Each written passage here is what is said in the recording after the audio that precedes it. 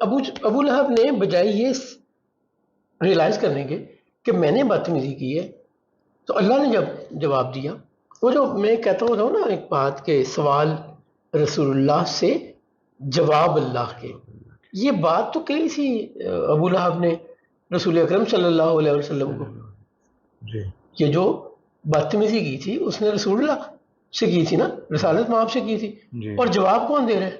اس کائنات کا رب۔ سو اب ایک بات یہاں سمجھ لیں، یہاں جو اللہ سکھا رہا ہے نا مجھے آپ کو، آداب رسالت سمجھا رہا ہے کہ رسول اللہ کی بارگاہ میں ذرا سی کمی بیشی اللہ کی ناراضگی ہے جی۔ اللہ نے بڑا کلیئر میسج دیا ہے اس میں، ہمیں سمجھنا چاہیے۔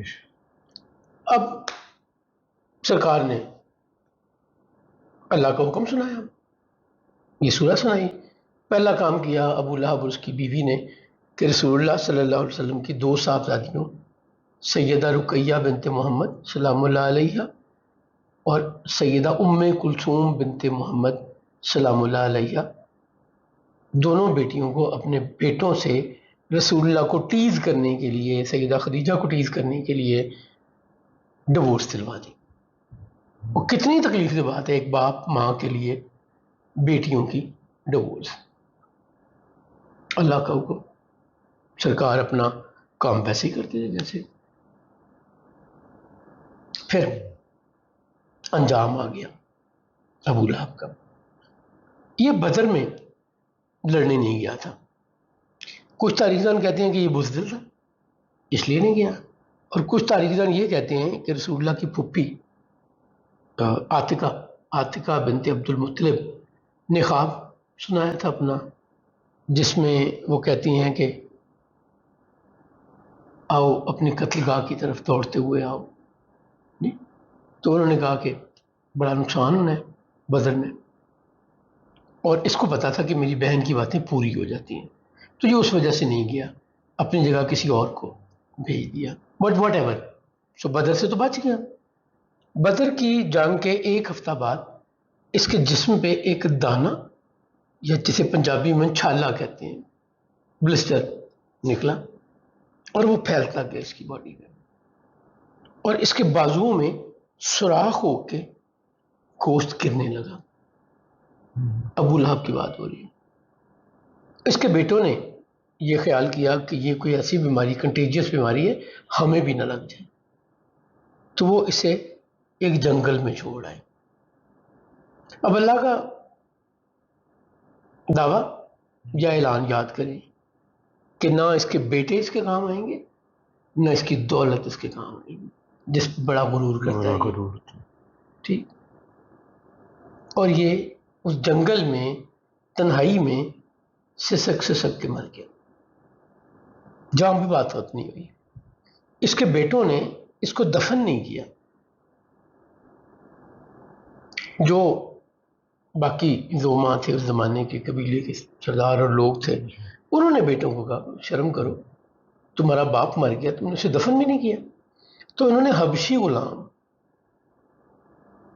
عرب میں غلام ہونا ایک مصیبت تھی، حبشی ہونا اس پہ بڑی مصیبت تھی، یعنی سیاہ فام ہونا بڑی مصیبت تھی۔ وہ سمجھتے تھے کہ سیاہ فام اور غلام یہ تو پیدا ہی اس لیے ہوئے ہیں کہ ان پہ ظلم کیا جائے، ان کی کوئی حیثیت نہیں ہے، یہ ہماری خواہشیں پوری کرنے، ہماری مرضی پہ سانس لیں نہ لیں، ان کی زندگی موت ہمارے ہاتھ میں ہے، ان کو جان سے مار دیا تو کیا ہو گیا، یہ اسی قابل تھے۔ ان کو انہوں نے اپنے باپ کو دفن کرنے کے لیے کہا۔ انہوں نے کیا کیا؟ انہوں نے گڑھا کھودا اور لمبے لمبے بانس یا پائپ یا ڈنڈے جو مرضی سے کہیں لے کے اس سے دھکیل کر اس کو اس گڑھے میں پھینکا۔ سب ڈرتے تھے کہ یہ بیماری ہمیں نہ لگ جائے، تو اللہ کریم نے جو سرکار کی زبان اطہر سے اعلان کروایا تھا سورہ لہب یا سورہ مساد کی صورت میں، جی پورا ہوا۔ اس کی بیوی سیکوینٹڈ آئی تھی، بہنگی ٹیڑھی آنکھ، اور اس نے امیر ہونے کی وجہ سے اپنی کنیت رکھی ہوئی تھی ام جمیل، خوبصورتی کی ماں۔ جی بہت امیر تھے، اور ایک نیکلس تھا جو اسے بہت ہی عزیز تھا، عزیز از جان جسے فارسی میں کہتے ہیں، جان سے عزیز. تو یہ کہا کرتی تھی کہ محمد کی دشمنی میں یہ ہار بھی خرچ کر دوں تو مجھے کوئی تکلیف نہیں. اتنا بیر تھا رسول کریم صلی اللہ علیہ وآلہ وسلم سے. یہ کیا کرتی تھی؟ یہ ملازم نہیں بھیجتی تھی، خود جاتی تھی اور کانٹے چنتی تھی اور ان رستوں میں پھینکتی تھی جہاں سے رات میں رسالت مآب نے گزرنا ہوتا تھا. یہ وہ زمانہ جب اسٹریٹ لائٹ نہیں ہے جی، سو یو کی ناٹ سی مچ. اور سرکار تہجد کے وقت فجر سے پہلے جب اندھیرا پوری طرح ابھی چھایا ہوتا ہے تو بیت اللہ میں جایا کرتے تھے عبادت کرنے. تو یہ حضور کو تکلیف دینے کے لیے اسے پتا ہوتا تھا ساتھ والے گھر میں رہتی ہے، اس وقت نکلنا ہے، تو وہ کانٹے پھینکتی تھی کہ تکلیف پہنچے، زخمی ہو جائے، پاؤں زخمی ہو جائے. تو یہ کانٹے چننے گئی، گرمی تھی بہت. اس نے کانٹوں کا پوری ایک لمپ یا گٹھڑی بنائی اور اپنے سر پہ رکھی، اور اس کو ہولڈ کرنے کے لیے مونج کی رسی اس گٹھڑی سے یوں باندھی جیسے آپ ہیلمٹ پہنتے ہیں یا کوئی کیپ پہنتے ہیں تو یہاں سے ٹائی اسے کر لیتے ہیں کہ گرے نہیں. جی ایک میچ، کرکٹ کے میچ آپ دیکھتے ہیں اس میں بھی باندھا ہوتا ہے نا، تاکہ اگر بال ٹکرائے تو اس سے یہ ہٹ نہ جائے یا بھاگتے ہوئے یہ گر نہ جائے، یہاں ٹائی رہے. تو اس نے یوں باندھی ہوئی تھی، اور رستے میں چلتے ہوئے جب بہت گرمی تھی، تھکی، تو ایک دیوار کے ساتھ اس کے سائے میں آرام کرنے کے لیے کھڑی ہوگی. اللہ کی اپنی قدرت ہے، وہی جو گٹھڑی تھی وہ دیوار سے پچھلی طرف لڑکی، اور جو مونج کی رسی اس نے اس کو ہولڈ کرنے کے لیے یہاں باندھی ہوئی تھی وہ گلے میں یوں آ گئی، اور جیسے پھانسی دی جاتی ہے کسی کو، وہیں تڑپ تڑپ کے ماری گئی. تو وہی جو اللہ نے اعلان کیا تھا کہ اس کے گلے میں مونج کی رسی ہوگی، ایگزیکٹلی وہی ہوا. اللہ کریم اپنے محبوب، اپنے نبی، اس کائنات کے نبی صلی اللہ علیہ وآلہ وسلم کے لیے اتنا پرسنل ہے کہ اگر کسی نے آپ کے لیے کوئی تکلیف سے بات کی تو اللہ خود نمٹا. نہیں، یہ بہت بڑا سبق ہے. سو جو اعلان نبوت کے بعد تکالیف آئیں، جو مشکل دور ہے، اصل میں جو امپورٹنٹ چیز سمجھنے کی ہے نا، 40 سال تک سرکار was darling of Makkah, very well respected, ہر کوئی بڑی محبت سے پیش آ رہا ہے، خوشی سے مل رہا ہے، امپریس ہو رہا ہے، اپنے بچوں کو کہہ رہا ہے فالو ہم، ان کی طرح بنو، یہ کریکٹر اپناؤ.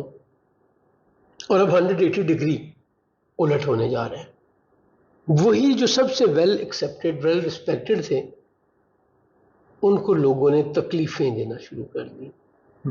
اچھا، وہ میں یہ بات بہت دفعہ کہتا ہوں، آج پھر کہہ رہا ہوں، جو بڑا چیلنج آیا نا عرب کے لوگوں کے لیے، وہ ایک اللہ کی عبادت نہیں تھی، کیونکہ وہ بہت سے خداؤں میں اللہ کو بھی خدا مانتے تھے.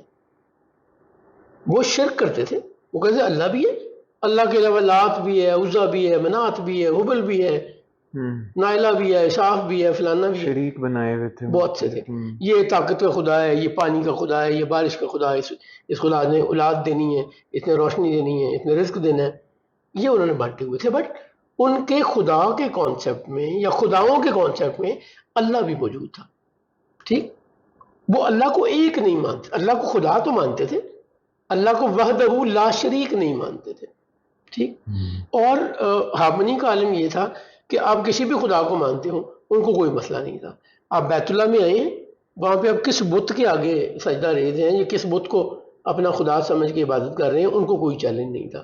اسی طرح وہاں پہ مختلف حجرے، کیوبیکلز بنے ہوئے تھے جن میں لوگوں نے اپنے اپنے خدا رکھے ہوئے تھے. کوئی نیا خدا لا کے بھی رکھ دیتا تھا تو they were not bothered. جی، بیت اللہ کے اندر بھی رکھے ہوئے تھے جی، اور بیت اللہ کی دیواروں پہ اسماعیل علیہ السلام کی، ابراہیم علیہ السلام کی، سیدہ مریم سلام اللہ علیہا، جناب عیسیٰ ابن مریم کی والدہ کی تصویریں بنی ہوئی تھی. یہ سارا کچھ تھا. ان کے لیے بڑا چیلنج یہ تھا جب رسالت مآب صلی اللہ علیہ وسلم فرماتے تھے نا کہ کسی گورے کو کالے پر، کالے کو گورے پر، کسی غلام کو آقا پر، آقا کو غلام پر کوئی برتری نہیں سوائے اس کے جس نے اللہ کو راضی کر لیا، جس نے اللہ کا حکم مانا، جس نے اللہ کو راضی کر لیا اس کی عزت ہے، وہ چاہے غلام ہو چاہے آقا ہو۔ جو اللہ کو ناراض کر رہا ہے وہ کتنا ہی بڑا سردار کیوں نہیں ہے، وہ اپنے لیے تباہی کا انتظام کر رہا ہے، اللہ کے عذاب کا۔ سو ان کو اس پورے نظام کو ان کو ہلتا ہوا نظر آتا تھا۔ وہ جو آپ نے بات کی تھی پہلے بھی کہ طبقاتی نظام جی، جو تھا اس سے بڑی تکلیف تھی ان کو اپنے غلام اپنے برابر۔ میں آپ کو یہ بتاتا ہوں کہ اگر کوئی کسی وقت بڑی سخاوت کرتے ہوئے، بڑی مہربانی کرتے ہوئے اپنے غلام کو آزاد کر دیتا تھا، عبداللہ بن جدعان اس میں ایک اچھا بڑا نام ہے، ولید بن مغیرہ اس میں بڑے ناموں میں سے ایک نام ہے جنہوں نے اپنے غلاموں کو آزاد بھی کیا۔ جی، سہیب رومی، سہیب بن سنان رومی غلام کی حیثیت سے مکہ میں آئے تھے، عبداللہ بن جدعان کے غلام تھے، اور عبداللہ بن جدعان نے ایک وقت میں ان کو آزاد کر دیا۔ واشی جس نے حضرت حمزہ بن عبد المطلب کو شہید کیا، اور کمٹمنٹ تھی عدی بن مطعم بن ندی کی، جی، کہ میں تمہیں آزاد کر دوں گا کہ تم حمزہ کو قتل کر دو۔ ہندا نے بھی کہا تھا، وہ آزادی مل گئی، بٹ وہ آزادی ملنے کے بعد بھی آزاد لوگوں کے برابر نہیں بیٹھ سکتے تھے۔ ایک ٹرم یوز ہوتی ہے تاریخ میں، مولا، سالم مولا ابو حذیفہ، سالم آزاد کردہ غلام ابو حذیفہ کا، یعنی وہ کلاسیفیکیشن ختم نہیں ہوئی، ختم ہوئی، وہ غلام آزاد ہو کر بھی آزاد کردہ غلام کہلایا ریفرنس دے رہے ہیں۔ وہ دارالندوہ میں انٹر ہونے لگا، اس کو باہر نکال دیا، اس کو ابشی کو، واشی کو، واشی کو، جی، کہ تم کدھر آ گئے ہو، یہ تمہاری حیثیت ہے، اور اب وہ آزاد ہے، اس کے باوجود کہ وہ آزاد ہے۔ سو یہ جو طبقاتی نظام تھا نا، ان کو وہ جب ہلتا ہوا نظر آیا، اپنی بادشاہیاں، اپنی خدائیاں، اپنے اختیار، وہ تو ان کو انسان ہی نہیں سمجھتے تھے، جی، اس نے ان کو زیادہ تکلیف دی۔ وہاں پہ تو ایک قبیلہ دوسرے قبیلے سے، بڑا قبیلہ چھوٹے قبیلے کو کچھ نہیں سمجھتا تھا، ویسے تم پتہ نہیں میں بنی جمع سے ہوں، میں بنی عبد الشمس سے ہوں، میرا تعلق بنی امیہ سے ہے، تم چھوٹے سے قبیلے سے تعلق رکھتے ہو، تم ہماری برابری کرو گے، تو غلاموں کے ساتھ وہ کیا سلوک کرتے۔ تو ان کو جب یہ سارا نظام ہلتا ہوا نظر آیا، ختم ہوتا نظر آیا، تو ان کی مخالفت رسالت مآب صلی اللہ علیہ وسلم سے بڑی۔ سر ہم اس کو ایسے بھی ٹرم کر سکتے ہیں کہ اصل میں در حقیقت یہ اپنے نفس کے پجاری تھے، نفس کو پوچھتے تھے، اپنے آپ کو بیسیکلی اپنے اندر۔ درست ہے، 100% درست ہے، ان کو اپنے علاوہ نظر ہی کچھ نہیں آتا تھا۔ وہ کہتے تھے ہم تو جو ہمارے ہمسائے ملک میں کلچر ہے، جی، جو شودر جنہیں کہتے ہیں، جی، یا دلت کہتے ہیں آج کل، ان کا کیا قصور ہے؟ ان کا کیا قصور ہے؟